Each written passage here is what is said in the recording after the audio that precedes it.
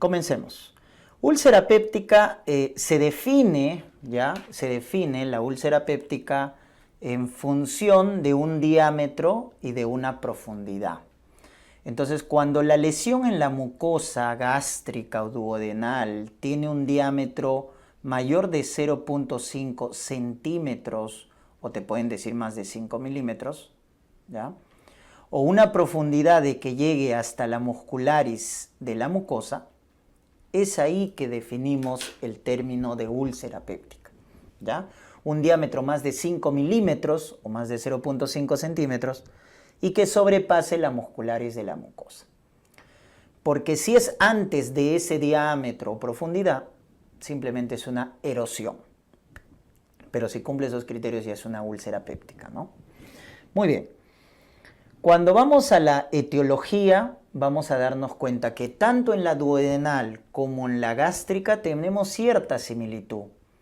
Definitivamente recordar que la úlcera más frecuente es duodenal, la úlcera más frecuente, ¿ya? Y de lejos, en ambos, la causa más frecuente es esta bacteria, el bacilo gram negativo. El Helicobacter pylori es responsable del 95% de las úlceras duodenales, casi todas, y el 70% de las úlceras gástricas. Entonces, ahí tenemos, ¿no es cierto?, la respuesta cuando nos preguntan cuál es la causa más frecuente de úlcera péptica. Sea duodenal, sea gástrica, el Helicobacter pylori es la causa más frecuente. Luego tenemos otras causas que también hay que reconocer. Los fármacos gastrolesivos. Y a la cabeza están los AINES, típicos analgésicos, antipiréticos, antiinflamatorios, ¿no? Los AINES. Los más gastrolesivos, acuérdate, son ketorolaco a la cabeza y piroxicam. Son los más gastrolesivos. Pero también, pues, indometacina, aspirina también generan gastrolesión. Pero ketorolaco y piroxicam son los más gastrolesivos. Y por otro lado, los menos gastrolesivos, paracetamol de los clásicos, o los selectivos de la COX-2, acuérdense. Los selectivos de la COX-2, ¿no? Celecoxib, etoricoxib, esos no generan gastrolesión, ¿ya? Entonces, acuérdense de ese detalle. ¿Por qué? Por el mecanismo de acción. Recuerden que los AINES bloquean la ciclooxigenasa. Los clásicos, tanto la COX-1 como la COX-2. Entonces, al bloquear la ciclooxigenasa tipo 1 del estómago, bloquea la producción de prostaglandinas. Y al bloquear la producción de prostaglandinas, está bloqueando a un gastroprotector, que son las prostaglandinas. Por eso antes el misoprostol, que es un análogo de prostaglandina 1, se utilizaba como gastroprotector. Imagínense. Entonces, ese es el mecanismo de acción. Los AINES bloquean la COX-1 y por lo tanto bloquean la producción de prostaglandinas. Entonces no hay quien proteja y eso genera la lesión en la mucosa, sea duodenal, sea gástrica. Pero vean la diferencia. Los AINES sobre todo generan gastrolesión, por eso es responsable del 25% de las úlceras gástricas y solo el 5% de úlceras duodenales. Entonces miren que los AINES son más gastrolesivos, ¿ya? Eso hay que tenerlo en cuenta. Luego ya están otras causas raras, como por ejemplo en el caso de la úlcera duodenal, menos del 1% están asociados a tumores secretores de gastrina, el famoso gastrinoma. El gastrinoma se ubica en ese triángulo que estamos viendo, ¿no?, que está ubicado entre el cuerpo del páncreas, el cístico y la segunda porción del duodeno. Entonces ahí se ubica el gastrinoma que produce el famoso síndrome de Zollinger-Ellison. Por eso la Z y la E acá. Zollinger-Ellison. Que es un síndrome que se caracteriza por la presencia de úlceras múltiples en el duodeno. Úlceras múltiples en el duodeno que van a generar hemorragia digestiva más diarrea secretora. Por eso, ¿cuándo van a sospechar de un gastrinoma, del síndrome de Solinger-Ellison? Cuando el paciente tenga hemorragia digestiva y diarrea secretora. Y en la hemorragia digestiva, al hacer la endoscopía, nos damos cuenta que hay úlceras múltiples en el duodeno. Muy bien, eso acuérdense. Y luego tenemos el 5% de las úlceras gástricas son cáncer, doctores. Es el 5% de las úlceras gástricas son adenocarcinoma gástrico. Es por eso que toda úlcera gástrica hay que biopsiar y hay que confirmar su cicatrización por su alto riesgo de malignidad. Aunque no lo crean, 5% es bastante. Entonces, sobre todo cuando la úlcera es muy grande, está en el fondo gástrico, hay que sospechar de malignidad. ¿Estamos? Entonces, el 5% de las úlceras gástricas son cáncer.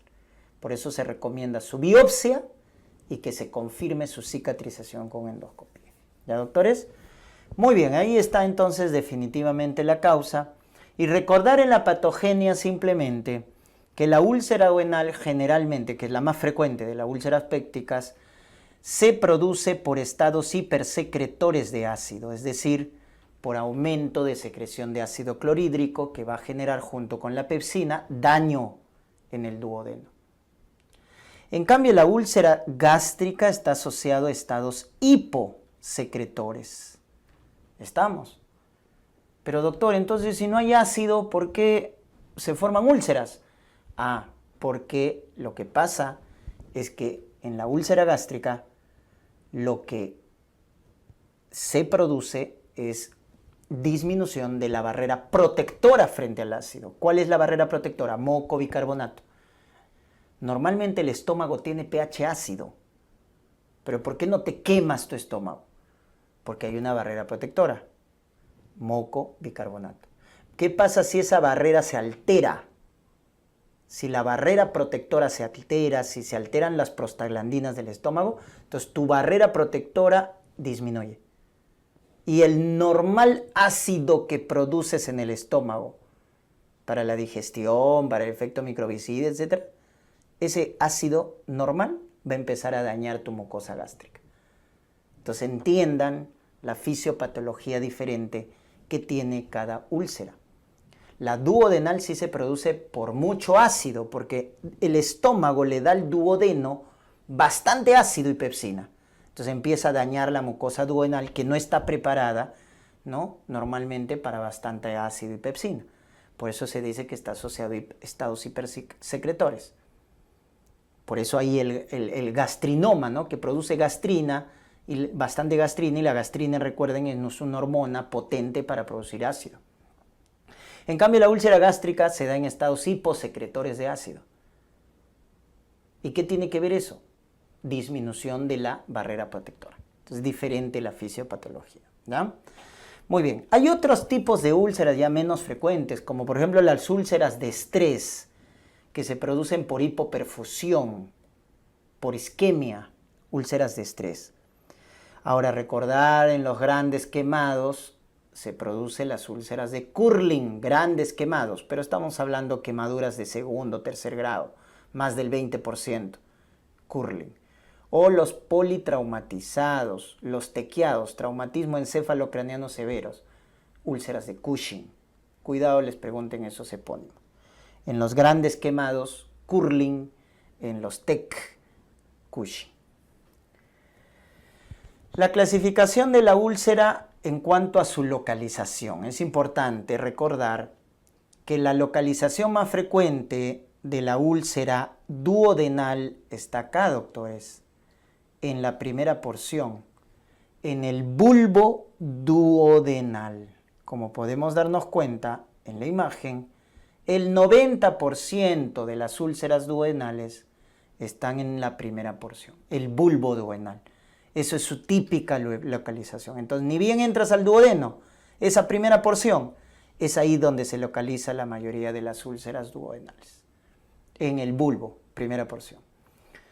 El resto, menos frecuentes, son posvulvares. Por ejemplo, en el gastrinoma. En el síndrome de Zollinger-Ellison son úlceras múltiples postvulvares. Caso raro, ¿no?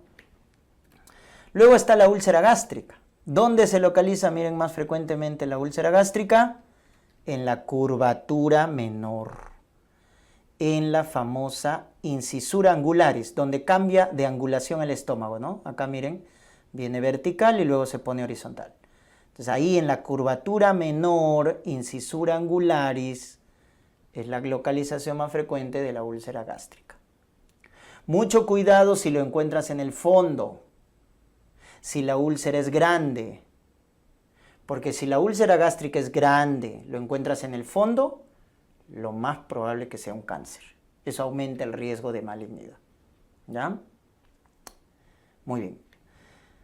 Ahí está, en cuanto a la localización.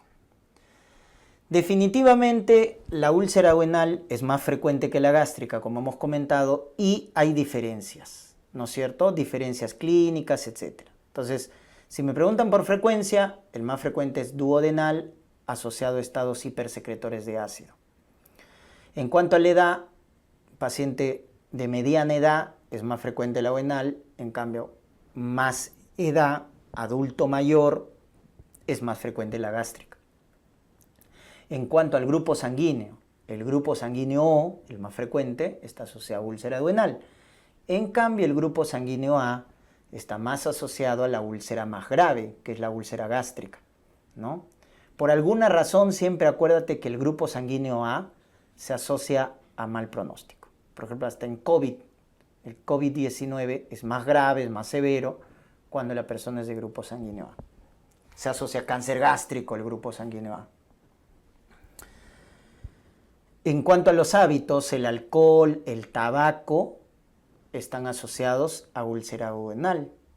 En cambio, los AINES o los fármacos gastrolesivos, llámese AINES a la cabeza, corticoides, etcétera, están asociados a úlcera gástrica. Efecto gastrolesivo. La clínica de la úlcera es el dolor abdominal, es un dolor tipo urente, ¿no? Quemante, en epigastrio, en abdomen superior, dolor urente. Ese dolor clásico de la úlcera duodenal se describe así, es un dolor urente, ¿correcto? En cambio en la gástrica es mal definido, es un dolor indefinido, ¿no? No se reconoce muy bien. Y esta cronología es muy importante, ¿no? En el caso de la úlcera duodenal, ese dolor aumenta en ayunas, empeora en ayunas y calma con los alimentos. En la gástrica es particularmente diferente. La comida empeora el dolor en la úlcera gástrica. Entonces, por eso cuando te digan el típico dolor en epigastrio tipo urente, que empeora con el ayuno y que calma con las comidas, que es lo clásico, pensar en el más frecuente, que es la úlcera duodenal. Cuando es atípico, ¿no? Un dolor no muy preciso, las comidas aumentan el dolor, es la úlcera gástrica. Ahora, ese dolor que se percibe producto de la úlcera se conoce con el nombre de dispepsia. ¿Estamos? Ese dolor se llama dispepsia, doctores. El dolor en epigastrio, en abdomen superior. Y acuérdense que como acá hay una lesión, esta dispepsia es orgánica. Porque la dispepsia más frecuente es funcional. 70% de las dispepsias son funcionales. El 30% es orgánica. Entonces, mucho cuidado. Entonces, ¿cómo vas a diferenciar la dispepsia funcional de la orgánica? Es que la orgánica lo levanta por la noche al paciente. Es el dato discriminatorio más importante. Cuando los problemas son funcionales, aparecen en las primeras horas de la mañana, son matutinas, pero respetan el sueño del paciente. En cambio, cuando una dispepsia afecta en las mañanas, en las noches, no lo deja o lo levanta por la noche al paciente, eso es orgánico, doctores, eso es orgánico. Y dentro de la dispepsia orgánica, la causa más frecuente es la úlcera péptica. Cuando te pregunten así, causa de dispepsia orgánica más frecuente. De origen benigno, úlcera péptica. Porque si es maligno, es el cáncer gástrico, el adenocarcinoma gástrico.